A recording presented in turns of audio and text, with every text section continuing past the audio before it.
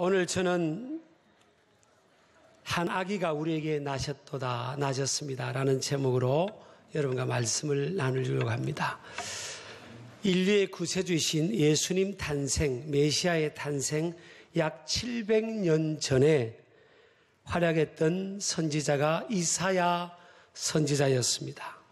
이 이사야 선지자가 하나님을 통해서 예언적 메시지를 받습니다. 그 메시지의 내용이 참 우습기도 하고 또 믿기지가 않는 그런 메시지였습니다. 그것은 뭔가 하면 앞으로 한 아이가 태어나게 될 텐데 그 아이는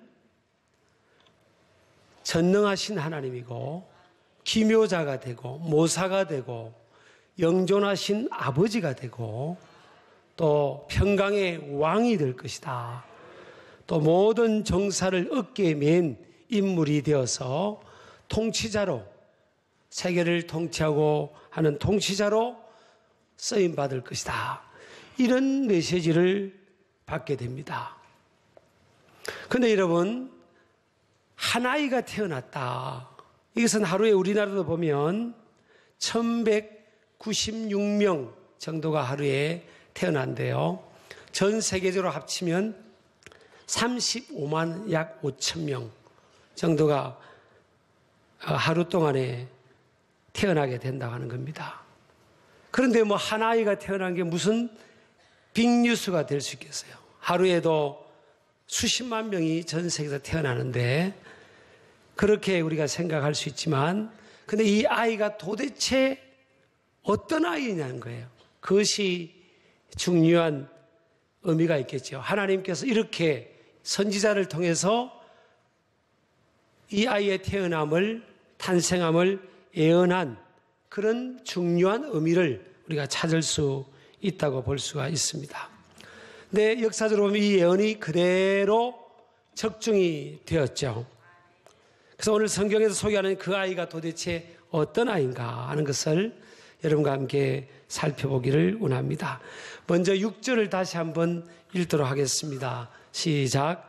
이는 한 아기가 우리에게 낳고 한 아들을 우리에게 주신 바 되었는데 그의 어깨에는 정사를 메었고 그의 이름은 기묘자라 모사라 전능하신 하나님이라 영존하시는 아버지라 평강의 왕이라 할 것이니라. 아멘. 자, 앞으로 태어날 특별한 한 아이가 있는데 이 아이에게는 6가지의 특별한 이름을 갖게 될 것이다. 또 그리고 그에 맞는 사역과 능력이 나타날 것이라는 거죠. 첫 번째로 이사야 선지자를 통해 하나님께서 이 아이에 대해서 예언한 내용에 보면 이 아이의 어깨에 정사를 메었다. 그럽니다. 이 정사라는 것은 히브리어로 한미서라는 단어입니다. 통치, 지배, 권세 이런 단어예요. 그러니까 통치라는 것은 뭐예요? 왕의 위치가 되죠. 왕으로서 통치하게 될 거다. 세상을 다스리게 될 거다. 라는 그런 예언이 임하게 됩니다. 그렇죠. 우리 아기로 태어나신 인류의 메시아 예수님은 만왕의 왕이십니다. 온 우주까지도 통치하시는 역사의 주관자가 되신 줄을 믿으시기 바랍니다. 그 메시아의 그 아기의 어깨 위에 정사를 메었다. 권세와 권위를 가지고 통치한다는 겁니다. 그래서 우리가 메시아를 바라볼 때 예수님을 바라볼 때 예수님은 통치하시는 역사를 주관하시는 분이다. 개인의 생사화복, 국가와 민족의 흥망성쇠를 주관하시는 분이시다. 하나님의 손에서 주관된다는 거예요. 그래서 왕들에게는 다윗의 열쇠가 이스라엘 민족의 열왕의 역사 속에 주어졌는데 이 다윗의 열쇠는 왕권을 상징합니다. 그래서 왕이 어떤 것을 결정하면 그대로 추진이 되는 거고 왕이 그것을 스탑시키면 하다가도 멈추게 되는 것이 왕의 권세입니다. 권세. 그러니까 예수님의 손에 한 아기로 역사의 이 현장으로 와서 태어난 이 아이지만 그의 어깨에는 정사가 메어졌다. 역사를 주관하는 하나님, 주님이 여시면 닫을 자가 없고 닫으면 열 자가 없는 그런 역사가 있다라는 겁니다. 그래서 여러분, 우리가 이 정사를 어깨에 메신 주님을 우리가 바로 믿게 되면 그때부터 우리의 어깨에 메었던 이 무거운 짐들을 주님께 맡길 수 있는 그런 믿음의 삶을 살게 되는 거예요. 신앙생활이라는 것은 그냥 내가 인생의 짐을 지고 있는 게 아니에요. 내 인생의 짐을 정사를 맨 권세를 갖고 계신 주님께, 또 인생의 이니스티브를 지고 있는 우리 주님께 맡기는 거예요. 이런 맡겨야 평안하고요. 또 맡겨야 행복하고, 또 맡길 때 내가 붙들고 염려 근심하면서 붙들고 있을 때보다 내 인생을 맡기고 내 계획을 맡기고 내게 주어진 사명과 사역을 맡기고 비즈니스를 맡기고 자녀를 맡기고 나를 무겁게 하는 인생의 무거운 짐들을 맡길 때 여시면 닫을 자가 없는 그분이 열어주시면 열리는 거고 닫으면 열리는 역사예요. 그래서 맡기시기를 주의 이름으로 축복합니다. 맡기지 못하는 사람들이 많이 있습니다. 교회 다니면서요, 못 맡긴 사람이 많아요. 자기 진로에 대해서, 가정의 문제에 대해서, 자신의 삶에 주어진 비즈니스에 대해서 못 맡긴 사람이 많습니다. 제가 만약 우리 교회 이제 목회자로 지금 목회를 하고 있는데, 이렇게 목회라는 이 부담을요, 하나님께 맡기지 않으면, 맡기지 않고 제가 목회를 하면 어떤 모습이 있겠어요? 지금 저를 여러분이 보실 때 하나님께 다 맡기고 하는 것 같아요. 제가 다 짊어지고 하는 것 같아요. 다 짊어지고 하면요, 그냥 아마 얼굴이 이럴 겁니다. 다 맡기는 겁니다. 물론 최선을 다하지만 하나님께 다 맡긴 겁니다. 성도들의 문제도 맡기고, 제가 할 수 있는 게 뭐 있어요? 저와 여러분은 도구일 뿐이지 역사의 주관자는 하나님이시다 하는 것을 잊지 마시기를 축복합니다. 두 번째는 오늘 이사야 선지자를 통해서 이 땅 인류의 역사의 현장에 오신, 메시아로 오신 이 아기, 한 아기로 나신 이 아기의 이름이 뭔가 하면 기묘자라 해서 기묘자. 기묘자는 히브리어로 펠레라는 단어입니다. 펠레. 어디서 많이 들어보셨죠? 펠레. 그래서 이 펠레라는 단어는 사사기에 13장 18절에 사용이 되는데, 하나님의 사자가 마노아에게 말할 때 자신의 이름이 필르이라고 소개합니다. 이것은 따라합시다. 인간이 이해할 수 없는 일이다. 인간이 이해할 수 없는 거예요. 그러니까 하나님이 하신 일은 인간이 이해할 수 있는 일이 아니에요. 이해할 수 없는 일. 인간의 이성적 판단 범위 안에서만 하나님이 일하시는 분이 아니에요. 아멘이죠? 네. 어떤 때는 하나님이 하신 일들이 이해가 안 될 수도 있어요. 근데 하나님은 우리의 판단 너머에서까지 역사하시는 분이에요. 옆 사람 인사합시다. 걱정하지 마세요.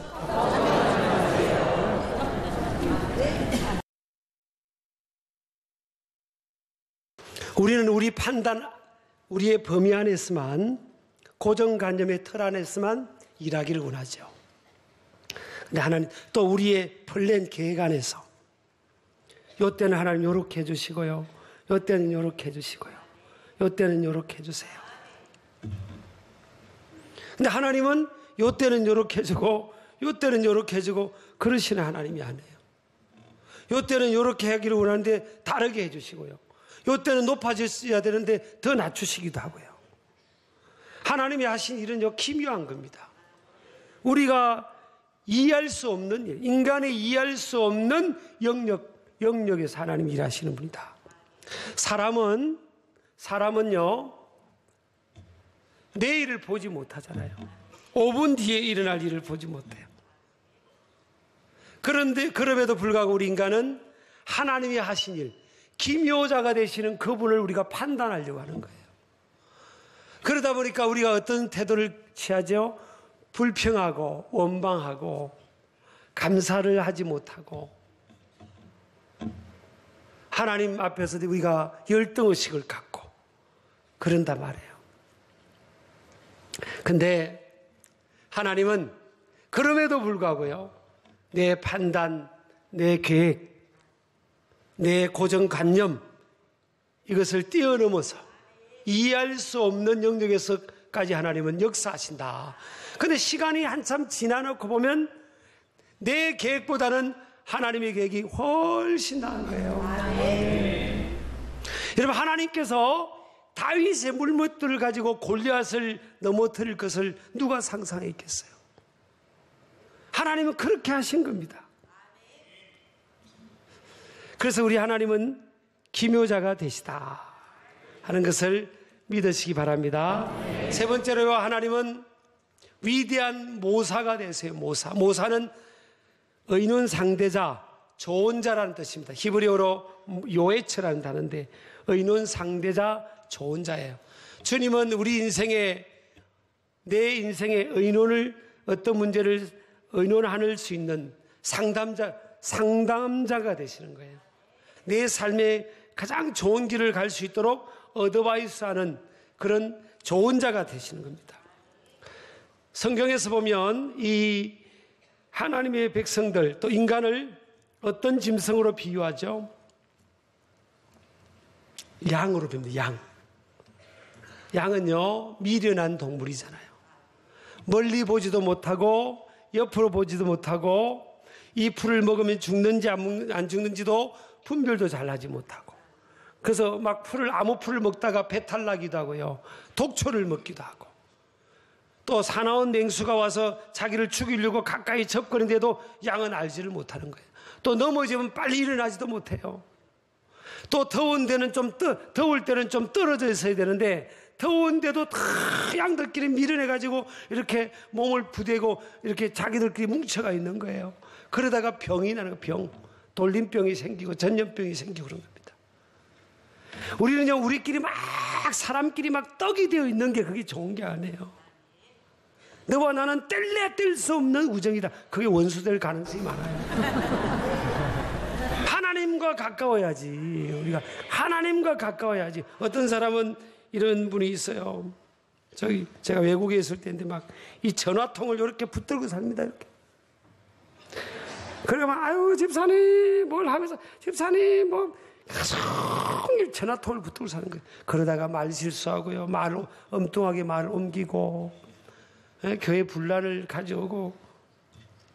그래서 그 교회 목사님 만났더니 그러다 전화통이 목사님 마귀통입니다. 마귀통.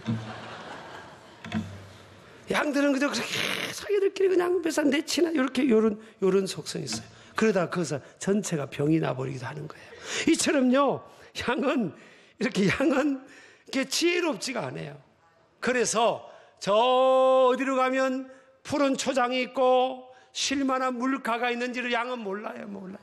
지 혼자 알아서 헤매다가 길을 잃어버리고 낭떠러지를 늘어지를 만나고 사나운 맹수를 만나서 큰 낭패를 겪잖아요.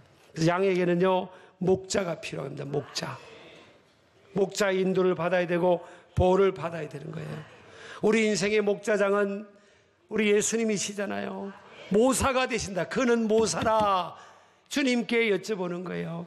여러분, 저도 살아가다 보면 얼마나 고통과 억울함을 겪을 때가 있는지 모릅니다, 사실.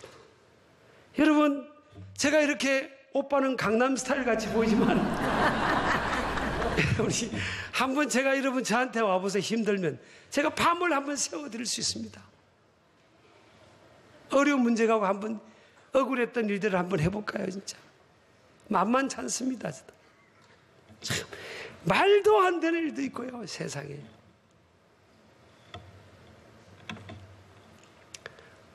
근데 어떤 경우는 친구들이 저렇게 잘 나가는 것 같고 나는 그냥 저 지방에서 그냥 소리 없이 순간순간 야, 내가 여기서 뭘 하지? 이렇게 생각이 들 때도 있었어요. 사실 가끔. 그래 생각을 고쳐먹고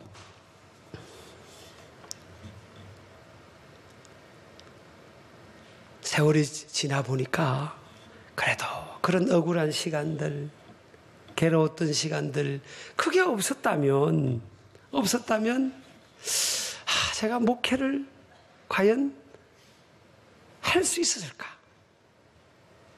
사람이 그런 걸 통해서 낮추어지고 억울하면서 우리가 이게 연단을 받고 막 다듬어지고 꺾이고 깨어지고 그래서 비로소 뭐예요? 이 포지션이 문제가 아닌 겁니다. 비로소 사람들을 만지고 공감의 능력이 생기는 거예요. 여러분 오늘 이 히브리서 4장 15, 16절을 보니까 우리에게 있는 대제사장은 우리의 연약함을 동정하지 못하실 리가 아니요 모든 일에 우리와 똑같이 시험을 받으시니로되 죄는 없으시니라 그랬어요. 이 예수님은 대제사장으로 오늘 소개되고 있는데 우리의 연약함을 동정하지 못한 분이 아니라는 게 뭐예요? 동정하신다는 거예요. 공감을 sympathetic heart 동정한다는 거예요. 왜 그렇죠? 똑같이 시험을 받았던 거예요. 예수님은 이 세상의 인생들이 겪을 모든 고통과 고난을 똑같이 겪으신 겁니다. 그래서 주님 앞에 나오면 주님께로부터 위로를 경험할 수 있고요. 우리의 앞길에 대한 상담도 해줄 수 있고 위대한 조언자가 되는 겁니다. 다 겪으셨어요. 가난도 겪으셨죠. 배반도 겪으셨죠. 고독함도 겪으셨죠. 아버지가 일찍 하나님 나라로 떠나가는 것도 겪으셨죠. 형제들을 다 거두어서 키워야 되는 그 고생스러운 상황도 겪었죠.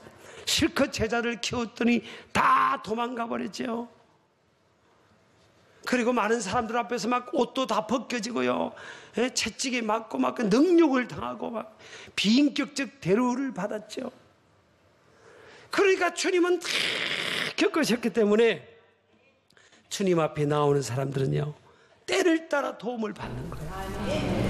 여러분이 억울하고 힘들고 괴롭고 내 인생에 해결할 수 없는 문제를 만나면 그 난맥상의 상황 속에서 그냥 머물러 있지 말고요. 우리 모든 것을 다 경험하고 공감하고 이해하고 또 그래서 시험을 다 통과했기 때문에 우리의 삶의 문제를 해결해 줄 수 있는 그 예수님께 나오는 겁니다. 여러분 어떤 수술을 하신 분이 있어요. 그러면 똑같은 수술을 하신 분은요. 그 마음을 압니다. 마음이 짠해옵니다. 가족 중에 누군가를 하나님 나라로 먼저 뵈고 마음이 너무 힘든 사람은요. 그 어려움을 이겨낸 사람들은 또 그 상황에 있는 사람들을 만나면 위로해 줄 수가 있어요. 만지고 그들을 세울 수가 있는 겁니다. 그래서 하나님께서 우리의 삶 속에 위대한 모사가 되시고요. 또 우리도 삶 속에 연단을 받아서 하나님의 덕으로 많은 사람들을 만지고 치유하는 치유자가 될 수 있는 거예요. 그래서 헨리 나우엔의 책 보면 상처받은 치유자란 말이 있잖아요. 자기가 상처를 받고 데미지를 받고 고통을 받으면서 이겨낸 사람만이 치유자로 쓸 수 있는 거예요. 그래서 하나님이 우리를 만들어가는 겁니다. 자, 네 번째는요. 그 아기는 전능하신 하나님이라 그랬어요. 히브리어로 엘 기보르입니다. 용사이신 하나님, 영웅적이신 하나님, 모든 것을 하실 수 있는 하나님. 그래서 이 하나님을 믿었던 사도 바울은 뭐의 감옥 옥중에서도 내게 능력 주시는 자 안에서 내가 모든 것을 할 수 있느니라 그랬어요.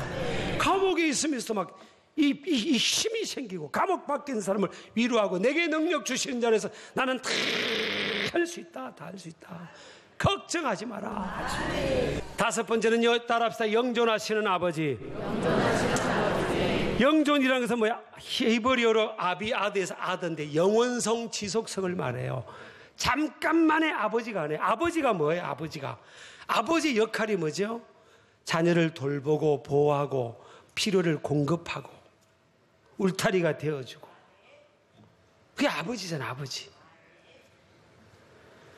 근데 세상의 육신의 아버지는 이 땅에서 잠깐이지만 우리 하나님 아버지는요 영원토록 우리를 돌봐주시는 거예요. 여러분, 그러니까 육신의 아버지가 좀 부족해도, 육신의 부모가 부족해도 걱정하지 마세요.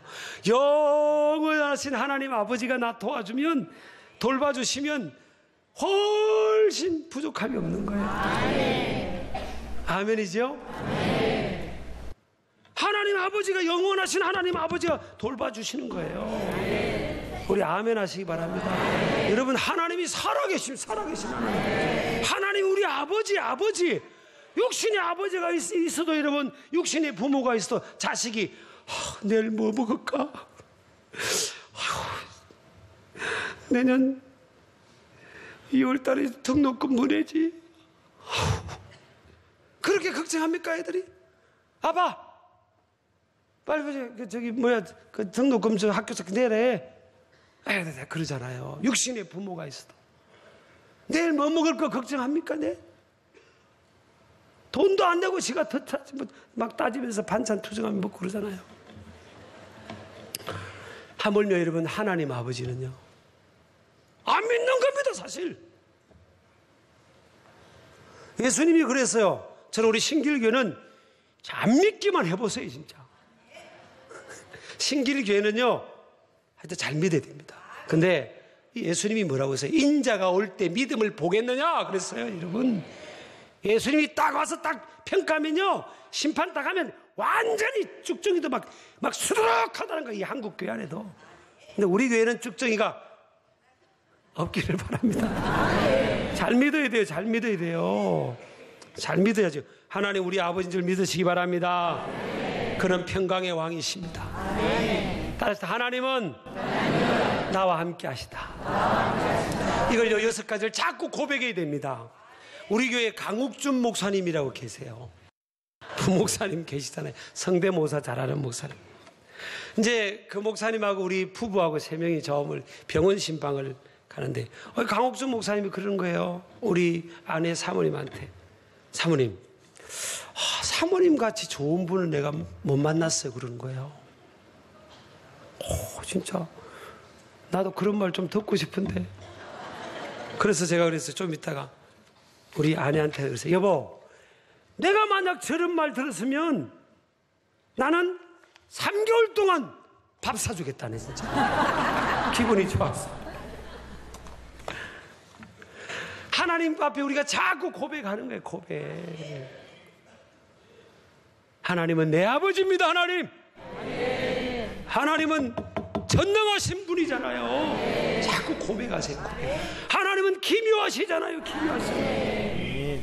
지금은 낮춰진 것 같아도 하나님이 나 높여주시잖아요. 믿으시기 바랍니다. 이 믿음 갖고 정말 한번 예수 잘 믿어봅시다. 하나님, 옆 사람 인사합시다. 잘 믿어봅시다. 아멘이죠?